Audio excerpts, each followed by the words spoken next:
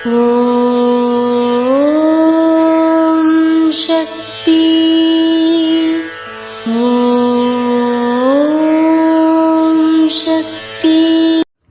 ஓம் சக்தி. தர்மத்தின் பெயர் சொல்லி ஏமாற்றாதே.